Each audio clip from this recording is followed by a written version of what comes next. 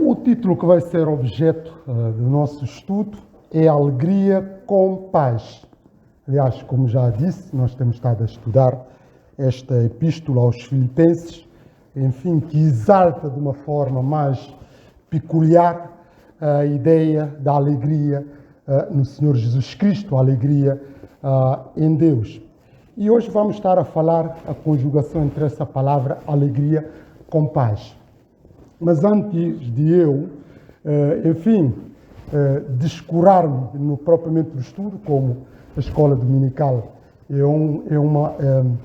é uma realidade também que visa uma interação, partilha, porque quem está aqui à frente prepara a lição, mas naturalmente que irmãos também têm alguma coisa a contribuir.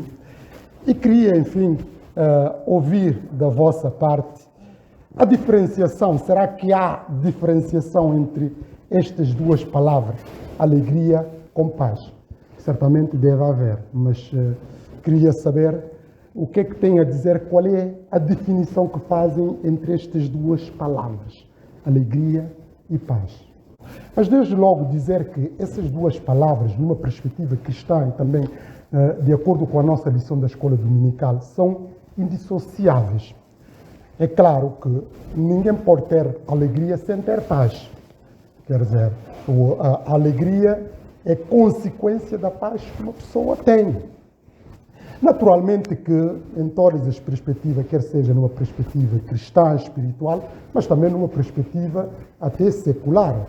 Enfim, a ideia da alegria envolve uma paz interior, envolve uma situação de reconciliação, uma situação de apaziguamento interior que vai nos motivando, catapultando para a ideia da alegria. É claro também que nós podemos, como o irmão João Paulo disse bem, que a ideia aqui da lição, não estamos a falar de alegria ou paz circunstanciais, transitórias ou momentâneas. Não. Nós estamos a falar de paz e alegria duradouros, permanente e constante na vida do cristão. É claro que nós, por experiências próprias, e quando nós vemos também a realidade no seu geral, uma pessoa pode ficar alegre tendo em conta um feito que conquistou. Se uma pessoa passar num exame que eventualmente poderia estar a contar que podia chumbar, claro, tira mais satisfação da alegria por ter conseguido passar. Ou fazer alguma realização, conseguir um bom trabalho, ou, casar, aqueles, já casaram, ou ter a espera de um filho, ou de filhos, que são conquistas terrenas, conquistas que todos nós sabemos, que vai despertar-nos a ideia de contentamento, de alegria e de satisfação. Só que nós sabemos que essas coisas são circunstanciais, porque por experiências próprias, nós sabemos, podemos ficar a determinado momento feliz porque recebemos alguma notícia e depois, passa mais um tempo, voltamos a estar numa situação um pouco mais de tristeza, um pouco mais, fadigados, etc, etc. Mas quando nós vemos esse subtítulo, um título muito sugestivo de acordo com o contexto também que nós vivemos. Nós sabemos que hoje em dia, sobretudo no mundo que vivemos, o mundo dito ocidental, a alegria não acompanha muita gente. Muita gente anda carrancudas, muitas pessoas andam ansiosas, muitas pessoas andam depressivas, muitas pessoas andam mal-humoradas, por fatores vários, que não vou agora estar aqui a especificar. Mas a verdade não é muito comum nós vermos as pessoas a terem uma predisposição para a alegria. O facto de nós estarmos felizes, o facto de nós estarmos alegres, o facto de sentirmos paz interior, não quer dizer ausências de problemas e de dificuldades. Aliás, ninguém aqui nesta sala, que não tenha problemas, ninguém. Bom, eu estou a dizer alguma inverdade. Poderá também existir, mas eu duvido. Por que eu digo que ninguém aqui não está aqui neste saco que não tenha problemas? É porque a dinâmica da própria vida, quer dizer, não nos permite ausentarmos dos problemas. Podemos partir do pressuposto, vamos lutar pela nossa vida. e conseguirmos atingir os nossos objetivos. Isto é, estarmos bem de saúde, conseguirmos, enfim, aquilo que são os nossos anseios, enfim, preencher isso tudo. Mas é claro que só a nossa realização não é suficiente para continuarmos plenamente felizes ou ausentes de problemas. Porquê? Porque nós temos também entes queridos. Nós temos pais, nós temos filhos, nós temos irmãos, nós temos amigos, nós temos conterrâneos, conhecidos e desconhecidos. Ou seja, mesmo que tudo esteja a correr-nos bem, imagine, suponhamos, se os nossos pais não estiverem bem. Claro que aqui nós, para todos os efeitos, vamos ter alguma coisa que vai nos perturbar, que vai nos querer tirar a paz, que vai nos querer tirar a alegria. Mas suponhamos, vamos ser otimistas, que estamos bem, os nossos pais também se encontram bem. Temos filhos para aqueles que têm. Se os nossos filhos não estão bem encaminhados, naturalmente não podemos estar plenamente bem. Isto digo os nossos irmãos e por aí fora. Ou seja, por mais que conseguimos, enfim, safar-nos, usando essa expressão, nós temos os nossos entes queridos e todos nós aqui temos algum elemento familiar ou que está com algum problema de saúde, ou problema, enfim, laboral, ou problema familiar, problemas de várias naturezas. Logo, tudo isto são cúmulos de situações que não nos proporcionam a ideia de estar sem problemas, sem dificuldades. Agora, nós temos que saber gerir essas contradições e contrariedades da própria vida. Só pena de nos afundarmos, só pena de andarmos sempre mal-humorados, tristes e angustiados. A ideia aqui da alegria não é propriamente, ou alegria e paz, não é propriamente a ausência de problema. Mas o crente consegue dar volta a estas situações por causa da paz de Deus, porque essa paz não é paz humana, é paz de Deus, é paz que vem do Espírito Santo.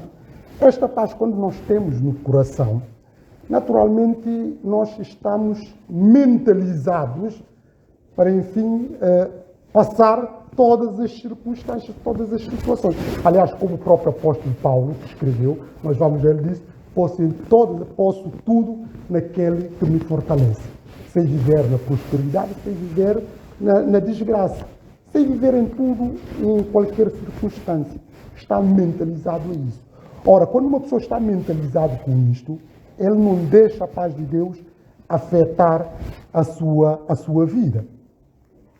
Mas isto não quer dizer também que não podemos ficar tristes, porque as pessoas que têm paz, que são alegres, não quer dizer que não podemos ficar tristes. Mas a ideia da tristeza tem que ser algo momentâneo, circunstancial. Não é permanentemente triste, permanentemente mal-humorados, permanentemente depressivos. Não, isso não pode acontecer na vida de um cristão. Se está a acontecer é porque alguma coisa não está a bater bem. Uma coisa é nós, pronto, por própria natureza humana, somos desequilibrados, de podermos, enfim, em determinados contextos, situações, ficarmos tristes, mas a tristeza tem que depois passar, vai ficar ali permanentemente. Mas também quando nós olhamos para este título da nossa lição, Alegria e Paz, nós vivemos num mundo que normalmente, sobretudo, como já disse, que a alegria é ausente na vida de muitas pessoas, mas também é um mundo em que não há paz. Nós, quando falamos de paz, falamos de harmonia, falamos de reconciliação tanto interna que se vai projetar na nossa convivência externa. Mas, além de que nós visualizamos essa realidade da ausência da paz, tanto na perspectiva individualista, como também como nós, enfim, vemos o reflexo da nossa sociedade, dos nossos países, nós vemos que vivemos num mundo belicoso, num mundo conflituoso e num mundo de antagonismos, de guerras, e guerras que vai se desdobrando de várias formas e naturezas. Esta é a razão pela qual em muitos lares as pessoas, próprios familiares, por causa dessas dissensões, muitos não falam, irmãos que não falam uns com os outros, enfim, e até em determinados casos que se vai refletindo também na vida propriamente conjugal, e haver sempre brigas constantes, porque há essa ausência de paz que vem caracterizando a dinâmica da própria vida social. Mas nós, como crentes, como eu disse, nós somos convocados a poder viver a paz, porque a paz que Deus nos dá, que é a marca do Espírito Santo em nós, e consequentemente estarmos também felizes. Naturalmente, para nós vivermos essa ideia de paz e vivermos a ideia da alegria, é preciso um outro requisito também aqui, que não foi mencionado, mas que está implícito, a ideia da gratidão.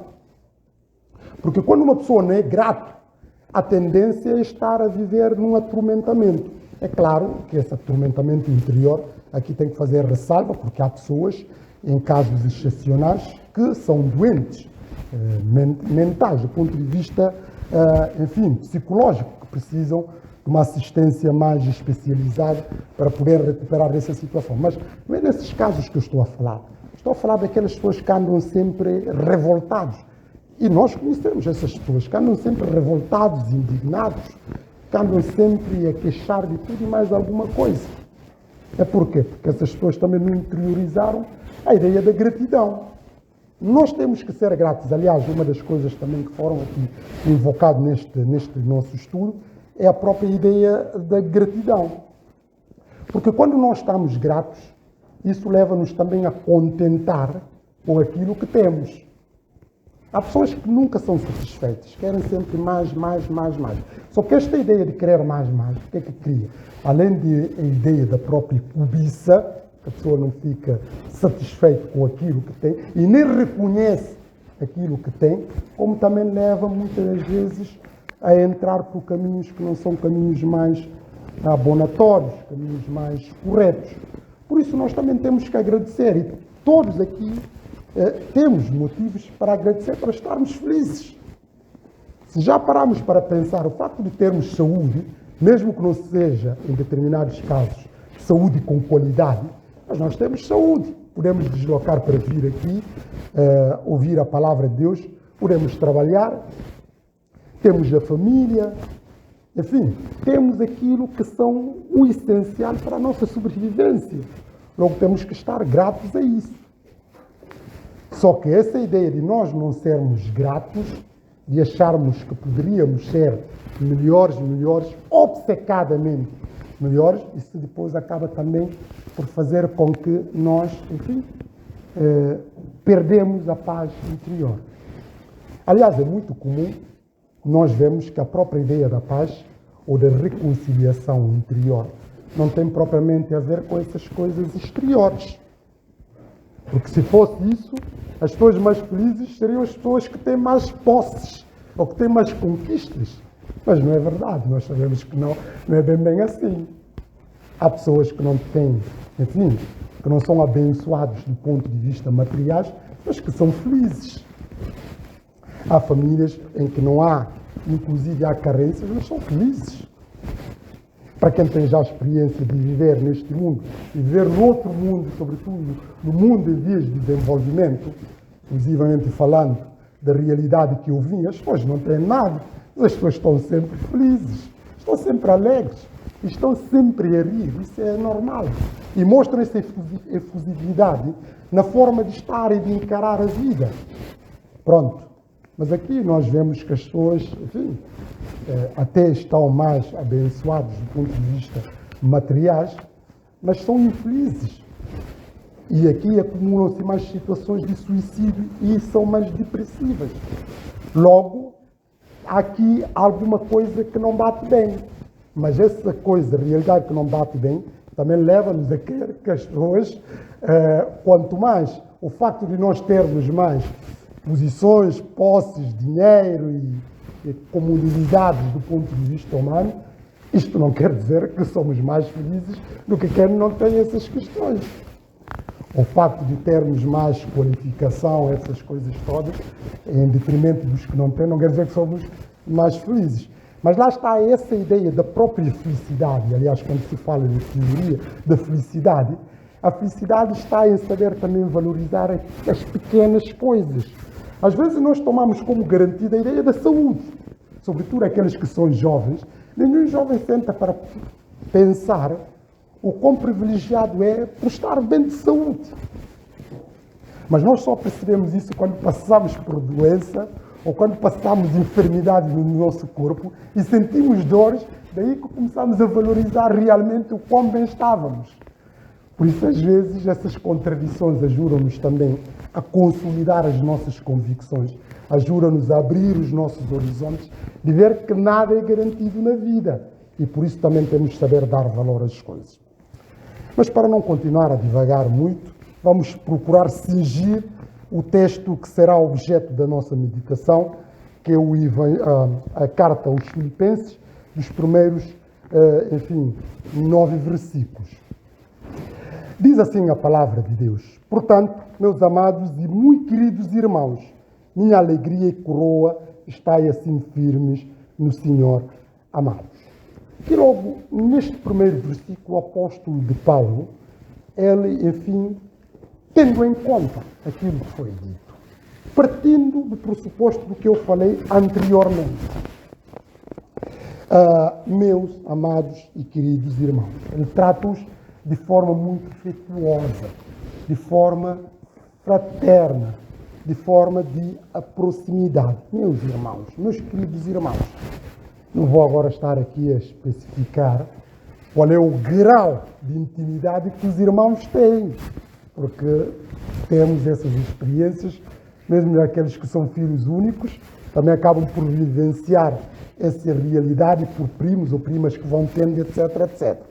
Mas nós sabemos que quando nós tratamos alguém de forma sincera como irmão, é porque é uma pessoa especial para nós. É uma pessoa que faz parte da nossa vida em que podemos também confiar. Portanto, meus amados e queridos irmãos, não só irmãos, mas amados e queridos, usa aqui esses adjetivos muito fortes para vincar de forma manifesta este vínculo que une estes irmãos. E curiosamente que, aliás, como é da própria doutrina do apóstolo Paulo, ele trata as igrejas desta forma. E isto também é uma realidade que ficou e que nós continuamos a praticar. Todos nós somos irmãos. Aqueles que são filhos de Deus são irmãos em Cristo Jesus. Naturalmente que somos diferentes. Viemos de contextos diferentes, de realidades diferentes, de culturas diferentes, de mundo de vivências diferentes. Enfim, temos muitas coisas de diferenças.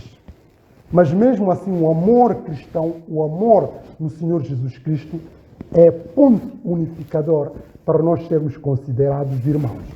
Aliás, como nós vemos também, mesmo na perspectiva consanguínea, daqueles que são irmãos, não são todos iguais. Mesmo que fossem gêmeos, cada um tem a sua personalidade, o seu temperamento, a sua forma de encarar a vida e perspectivar as coisas, etc, etc. Os irmãos não são todos iguais. Os pais podem confirmar isso, aqueles que são pais e que têm mais do que um filho. Sabem que os irmãos não são, cada um tem a sua própria personalidade. E isto também é um reflexo daquilo que é a igreja. Somos de cores diferentes, de países diferentes, de realidades diferentes, de culturas diferentes, de posições diferentes, mas ao mesmo tempo uma coisa nos une, que é o amor cristão. E esse amor faz com que todos nós somos irmãos. E isto nós vemos isso, tanto que entra um estranho aqui que se identifica como cristão, nós tratamos como irmãos. E nós próprios temos também essas experiências. Eu que costumo viajar e procuro sempre estar na igreja no domingo, quando chego a estes sítios que ninguém me conhece e, enfim, declaro que sou cristão, evangélico, sou muito bem recebido e muito bem tratado. Em todos os lugares que eu, enfim, vou passando. E o apóstolo Paulo vinca isso, portanto, meus amados e muito queridos irmãos, minha alegria e coroa está assim firmes no Senhor, amados. Ou seja, vocês são a minha alegria. Vocês são o meu gozo. Por quê? Porque eles foram produto de investimento evangelístico do apóstolo de Paulo. Por isso é algo que deixava o apóstolo Paulo orgulhoso, como sendo coroa, como sendo destaque. É claro que esse orgulho é orgulho no Senhor. Mas apesar disso, ele diz, estai assim firmes no Senhor amado. A ideia da firmeza, estar convictos na profissão da fé que fizeram. Nós sabemos que há pessoas que não são muito convictas nas suas convicções ou naquilo que creem. Mas os crentes são chamados a serem convictos, a serem firmes. Para quê? Para poder resistir às tentações, às provações e às contradições da própria vida. Porque se uma pessoa não tem convicção enraizada do ponto de vista cristão, o que é que acontece? Ele vai afundar. Como diz o apóstolo Paulo em outros contextos, naufrago na fé. Porque quando vem, enfim, confusão, heresias, escândalos, coisas que não são, enfim, edificantes, ou até problemas que podem atingir-nos a nossa própria vida, doença, sofrimento ou perda de um ente familiar, ou até perder o trabalho, perder os confortos que tínhamos como garantia. Se a pessoa não tem essa convicção cristã, o que é que acontece? Ele naufraga, ele cai. Esta é a razão pela qual muitos crentes, de forma muito indevida, questionam a Deus. É claro que alguns fazem isso de forma piedosa, mas o crente, em circunstância nenhuma, pode questionar Deus. Pode tentar pedir discernimento para compreender o que é que se passa. Mas nós, às vezes, e há próprio mesmo em textos sagrados, às vezes que nós vemos a determinados autores bíblicos a questionar Deus, porque não compreenderam as coisas. Como eu digo, às vezes nós precisamos de esclarecimento, porque há coisa também que acontece na nossa vida que nós não conseguimos enquadrar e nem sabemos o porquê. Mas é preciso a ideia da convicção e da firmeza de saber que tudo contribui para o bem daqueles que amam a Deus. Mas essa ideia de firmeza leva-nos também para heresias, no que toca a heresia, no que toca a escândalos, no que toca às provações e tentações que vão surgindo na vida dos próprios cristãos. Por isso diz, estai assim firmes no Senhor. Não é estar firme nas ideias, filosofias, ideologias humanas, não é nada disso. Mas é estar firme no Senhor, que é Jeová, o Todo-Poderoso Deus. E depois, no versículo 2, perante tudo isto, ela aqui reporta uma situação de problemas, uma situação de conflito que se vivia nesta igreja de Filipos. Apesar dessa igreja ter sido destacada como sendo uma igreja generosa, uma igreja exemplar, uma igreja, enfim, que tem correspondido às expectativas do próprio apóstolo Paulo, mas há aqui uma situação de problemas. Aliás, como também mesmo aquelas igrejas que procuram viver de acordo com a palavra, os problemas sempre vão surgir. Embora o ideal é que não surgissem. Mas nós sabemos que os problemas fazem parte da dinâmica da própria vida. Mas temos que ter a capacidade de saber lidar com os problemas e saber dar volta à situação dos próprios problemas. Por isso, o apóstolo Paulo, no versículo diz, rogo a Evódia e rogo a Sinti que sintam os mesmos no Senhor. Ou seja, essas duas irmãs, que é Evódia e Sinti, que eram pessoas que colaboraram e tiveram um papel importante no ministério cristão, mas entretanto estavam desavindas, estavam com problemas. E estes problemas não sabemos do que se trata. Os teólogos, os intérpretes bíblicos e os biblistas tentam criar alguma genialidade, pressupor o que é que eventualmente teriam essas senhoras. Alguns diziam que podia ser problema civil, que eles acabaram, enfim, por levar o caso ao tribunal, mas isso tudo é especulação, porque não está na Bíblia. Por isso, dizem que poderiam ter um diferente, que acabaram por ir a tribunal. E outros disseram, não, isso foi algumas desavenças com problemas eclesiásticos mal entendidos, como às vezes também acontece, irmãos, que se desentendem-se com a orientação da própria igreja, a orientação da direção da igreja, ou a orientação de algum departamento, ou com o próprio pastor. Às vezes pode surgir, e surge. Nós somos também experiências, às vezes, desse mal-estar. E esse mal-estar até não é de todo uma coisa que podemos dizer, enfim, embora não é ideal, como eu disse, Mas às vezes a natureza da própria vida leva com que as pessoas vão tendo problemas. Há um ditado no meu país, em crioulo, que se diz: os dentes e a língua moram juntos, mas de vez em quando ficam-se. E a própria família, às vezes os cônjuges, ficam um entendimento. Os irmãos também se pensam uns com os outros, os próprios filhos com os pais, e por aí fora. Mas estes problemas são problemas internos, têm que ser geridos internamente e tem que haver capacidade de superar estes problemas. Agora, quando estão a tomar proporções de pôr em causa a unidade familiar, já é perigosíssimo. Pronto. E o que parece aqui, embora nós não conseguimos, enfim, saber ao certo, é que essas duas senhoras estavam a ter problemas. E para o apóstolo Paulo ressaltar esse problema, essa situação, é porque não era propriamente uma situação simples. Pronto. Mas ele pede aqui, roga a Evódia e roga a Síntia, que sintam o mesmo no Senhor.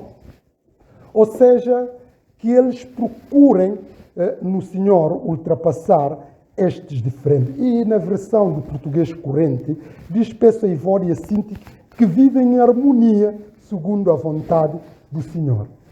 Isto que é o expectável, isso que é esperado daqueles que são cristãos, de viver em harmonia.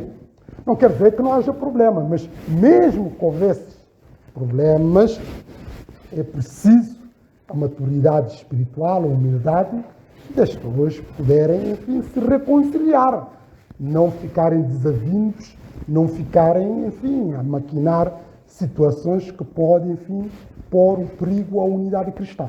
E nós sabemos que estes problemas, às vezes, do ponto de vista eclesiástico, se forem mal geridos, podem criar divisões dentro das igrejas.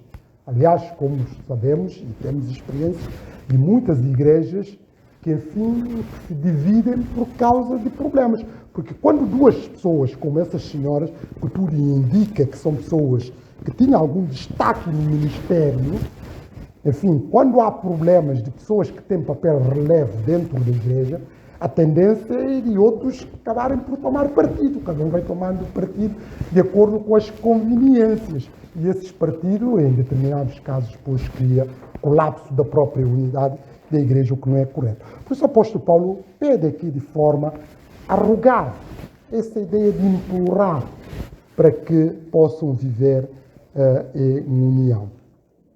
Mas depois, enfim, ele vai continuar. Peço-te, no versículo 3, peço-te também a ti, meu verdadeiro companheiro, que era, tudo indica, um líder da igreja, que nós não sabemos a quem.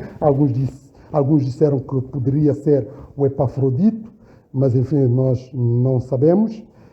Que ajudes essas mulheres que trabalharam comigo no Evangelho, e com Clemente e com os outros operadores. São mulheres que deram muito ao Evangelho, que ajudaram o apóstolo Paulo, que ajudaram no crescimento da igreja. Isto mostra-nos que mesmo aqueles que são diligentes, às vezes podem ter situação de fraqueza. Mas é preciso saber superar essa situação. E o apóstolo Paulo, enfim, destaca, faz menção do papel a miúdo importante que tiveram. E depois diz cujos nomes estão no livro da vida. Eles estão registados pelos feitos que fizeram em prol do Evangelho. Depois no versículo 4 diz: regozijai-vos sempre no Senhor. Outra vez digo, regozijai-vos. Regozijai-vos sempre no Senhor. Outra vez digo, regozijai-vos no Senhor. Isto é um grande desafio. E nesta versão corrente diz: alegrem-se sempre no Senhor. Repito, alegrem-se sempre. Ou seja, nós estamos a ser convocados a estarmos sempre alegres, de estarmos sempre felizes, de estarmos sempre satisfeitos, de estarmos sempre bem-humorados. É um desafio. Claro que não é fácil, como eu disse, que a dinâmica da vida pode não nos querer permitir isso. Mas é preciso saber gerir todas essas contradições e fazer uma melhor gestão do nosso interior, de termos reconciliação conosco e com Deus e com o nosso próximo. Por isso é importante regozijar, estar sempre feliz. Mas essas ideias, como eu disse, também demonstra que nós temos que ser gratos Porque para uma pessoa estar feliz, estar sempre alegre, como eu disse, inevitavelmente, às vezes, há sempre problemas. Há sempre alguma coisa que pode nos tirar a felicidade, pode nos tirar essa alegria. Mas quando nós temos a paz de Deus, temos também a ideia da gratidão presente, nós temos motivos para estarmos sempre alegres. O facto de já termos a família é motivo muito suficiente de estarmos sempre alegres. Aconchego do lar, muitas pessoas não têm isso. O facto de termos a saúde, como eu disse, também são um motivo. E o maior dos motivos é a própria salvação que nós temos em Cristo Jesus. Isso já é motivo mais do que suficiente para nós estarmos sempre alegres. Por isso o apóstolo Paulo diz: regozijai-vos sempre no Senhor. Outra vez digo: regozijai-vos. Isso poderá parecer uma ideia surreal, utópica, uma coisa, enfim, que não corresponde à realidade, numa perspectiva do mundo. Mas nós sabemos que é possível, quando temos a paz de Deus, estarmos sempre felizes, ressalvando às vezes situações pontuais que podemos ficar tristes. O choro pode durar uma noite, mas a alegria vem pela manhã. Seja a vossa equidade notória a todos os homens. Seja a vossa equidade notória a todos os homens. E nesta versão diz: sejam amáveis para toda a gente. Será que isto é possível? De sermos amáveis para todas as pessoas? O problema de amar aqueles que nos amam, acho que é fácil. Ninguém, quer dizer, nós temos a tendência humana, aliás, até nem há mérito nisto. Se nós amamos aqueles que nos amam, não há nenhum mérito. O problema é aqueles que nos detestam, que não gostam de nós, que nos odeiam e às vezes até declaram-nos claramente: eu te detesto, odeio-te. Quer dizer, como é que nós podemos conjugar isso? Acho que talvez a dificuldade é por aí. Mas aqui, quando ele fala, ele não faz exceção de pessoas. Aliás, como a própria Bíblia, nós temos que amar tudo e todos. Não há exceção de pessoas. Vamos dizer agora: vou amar mais o Mateus, aquele que não é cristão, que se desarrasque. Não. Nós temos que amar mesmo aqueles que nos detestam, os nossos adversários, os nossos inimigos. Porque nós sabemos que nós temos adversários, nós temos inimigos, nós temos pessoas que nos detestam e que assumem isso. Alguns até não gostam de nós, tentam camuflar e nós não sabemos. Mas há aquelas pessoas que nos declaram que não gostam de nós. E nós próprios percebemos, pelo comportamento, que não gostam de nós. E como é que nós temos que lidar com essas tensões? Era mais sobre isso que eu estava a tentar querer aqui mostrar. Mas para todos os efeitos, não é fácil. Não é fácil, se não for, como diz o irmão Sérgio Mota, se não for a transformação de Deus. Sobretudo quando nós pensamos, e todos aqui certamente somos adultos, temos essas experiências, enfim, as conspirações que se fazem no caso quando nós estamos a trabalhar e mesmo contextos sociais onde estamos inseridos num mundo que não é propriamente igual ao nosso. Quer dizer, há muitas conspirações. Eu já tive experiências das pessoas que dizem-me claramente que não gostam de mim, que me detestam. Quer dizer, claramente dizem-me isso na cara. E quer dizer, agora, como é que a pessoa tem que conjugar essas realidades e viver com elas e amar? Não é fácil se não for amor de Deus. Por isso aqui diz: sejam amáveis para com toda a gente. O Senhor virá em breve. Nesta versão diz: perto está o Senhor. Não se aflijam com coisa nenhuma, mas em todas as orações peçam a Deus aquilo de que precisam, com espírito de gratidão. Lá está novamente. Não ficam, enfim, tristes, não ficam ansiosos com coisa alguma. Isto não quer dizer, como eu disse, momentaneamente, porque aquelas coisas podem levar-nos a ansiedade pontual, mas não é permanentemente, de ficarmos sistematicamente ansiosos. Porque quando nós ficamos permanentemente no estado de ansiedade, o que é que também estamos a revelar? De uma forma implícita, a falta de fé. Eu não estou a dizer que casos pontuais, às vezes aquelas situações momentâneas, podemos estar aflitos, ficar ansiosos. Uma pessoa vai fazer um exame, uma coisa importante, uma entrevista de trabalho, uma situação, uma consulta que tem que fazer há algum tempo, uma intervenção. É normal que, pronto, fique pontualmente ansioso. Pronto, e às vezes pode até nem dormir, é normal. Isso é humano. Mas o que eu estou a falar aqui é ficar nessa situação permanentemente. Quer dizer, quando a pessoa fica nesse estado permanente, além de que tira a própria paz interior, leva a situação de frustração, situações de depressão e, em casos extremos, até de suicídio. Porque aqui há um atormentamento interior que a pessoa não fica tranquila. Se uma pessoa fica ansiosa permanentemente, não vai poder ter uma boa saúde, porque não vai conseguir descansar bem, não vai poder repousar bem, não vai poder comer bem, não vai poder fazer muitas outras coisas, porque vai ficar obcecadamente, enfim, a pensar. Logo, o crente não tem que ficar nessa situação. Por isso, Jesus diz, não ficais ansiosos com coisa alguma, porque todas as nossas dificuldades, todos os nossos problemas e as contradições, Deus sabe muito bem disso. Deus sabe muito bem, mas precisamos ir em oração, pedir a Deus. E Deus, enfim, em tempo oportuno e de acordo com a sua vontade, responder-nos-á. Por isso, isto aqui é um desafio também que não se afligem com coisa nenhuma, mas em todas as orações peçam a Deus aquilo de que precisam, com espírito de gratidão. Lá está novamente a gratidão subjacente nisto tudo. E a paz de Deus, nesta versão do português corrente, do versículo 7, e a paz de Deus, que vai mais além do que nós podemos entender, guardará os vossos corações e os vossos pensamentos em união com Cristo Jesus. A paz de Deus que excede todo o entendimento, toda a razão, todo o conhecimento, enfim, guardará os vossos corações e os vossos pensamentos. Corações e pensamentos para não trilhar caminhos perigosos, para não entrar em tentação, para não, enfim, fazer escolhas precipitadas, porque nós sabemos essas ideias da aflição, essa ideia de ansiedade, a pessoa, enfim, fica naquela situação e quer, inclusive, recorrer, às vezes, meios que são ilícitos para tentar ultrapassar a situação.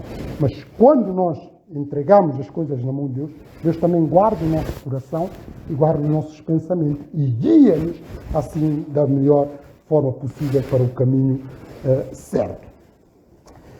Deus, que sabe tudo mais, e a paz de Deus, que vai muito além do que nós podemos entender, guardará os vossos corações, os vossos pensamentos, em união com Cristo Jesus, em união. E por último, meus irmãos, prestem atenção ao que é verdadeiro, honesto, digno, puro, amável, o que tem boa fama. Ao que é virtuoso e digno de louvor, ponham em prática o que aprenderam de mim, o que me ouviram e viram fazer, estará convosco o Deus da paz. Meus irmãos, volta novamente essa ideia muito afetuosa. Meus irmãos, por último, meus irmãos, presta atenção o que é verdadeiro. O que é verdadeiro, o que é autêntico, o que é genuíno. Nós vivemos num mundo de falsidade, de hipocrisia e de muitas simulações e de dissimulações, que às vezes corremos o risco de sermos também influenciados por esses caminhos. As pessoas vivem muita falsidade, muita hipocrisia, muita dissimulação. Mas nós somos convocados a procurar as virtudes nobres. Tudo que é verdadeiro, tudo que é puro, tudo que é santo, tudo que é honesto, tudo que é justo. Mesmo que os outros façam o contrário, para nós procurarmos isso. Porque isso é bom, é isso que nós temos que procurar. O que é virtuoso e digno de louvor. Digno de louvor aquilo que é exaltado de acordo com, enfim, o nosso Deus, de acordo com a própria palavra. Mas depois ele vai evidenciando, ponham em prática o que aprenderam de mim, o que de mim ouviram e viram fazer, estará convosco o Deus da paz. Ou seja, aprendem comigo. Mas essa ideia de aprendizagem não é só do que aquilo que eu falo. As proclamações que eu estou a falar aqui só por si são vazias se não traduzir na prática daquilo que é a nossa dinâmica da vida. É como a educação, como aqueles que são pais sabem que tem que dar o exemplo, não é só dizer filho não pode fazer aquilo, não pode fazer o outro. Se a pessoa está a dizer o filho para fazer uma coisa, está a fazer ao contrário, claro que esse filho vai imitar aquela situação. E a pessoa não tem a autoridade, porque a ideia da autoridade não tem propriamente a ver com verbalizar. Nós vivemos num mundo cada vez mais que as pessoas verbalizam amor, verbalizam tudo isto. Não estou a dizer que é mau, até é importante. Mas o que é que interessa dizer ao irmão Paulo Sérgio, eu te amo, se não traduz isto em prática? Aliás, como eu costumo dizer, eu vim de um contexto africano, normalmente não se diz essas coisas claramente. É claro que a verbalizar é bom, mas se traduzir em prática. E o apóstolo Paulo fala aqui, do que me ouviram o próprio modelo que eu falei, que ensinei, e também aquilo que eu pratico, sigam isto. O exemplo tem a ver não só de proclamar, mas também de viver em paz. Não vou esticar mais, já esgotamos o nosso tempo, às 12h20, tinha que acabar esta hora, podíamos mais ir além, mas o desafio é de nós procurarmos sempre a alegria no Senhor. E essa alegria, quando nós temos, é porque também é sinal que a paz de Deus, que excede todo o entendimento, estará conosco. Os 4 desafios que foram deixados para a nossa revista diz: permanecer firme traz alegria aos outros crentes. Os crentes devem estar em paz uns com os outros, para que possam ajudar-se uns aos outros. Encontramos paz quando oramos a Deus sobre todas as coisas. Os crentes encontram paz quando centram na verdade do Evangelho. Que assim seja para a nossa vida, assim seja na nossa vida e para a glória do nosso bom Deus. E assim terminamos. Eu convido os irmãos a ficarem de pé para acabarmos com uma palavra de oração.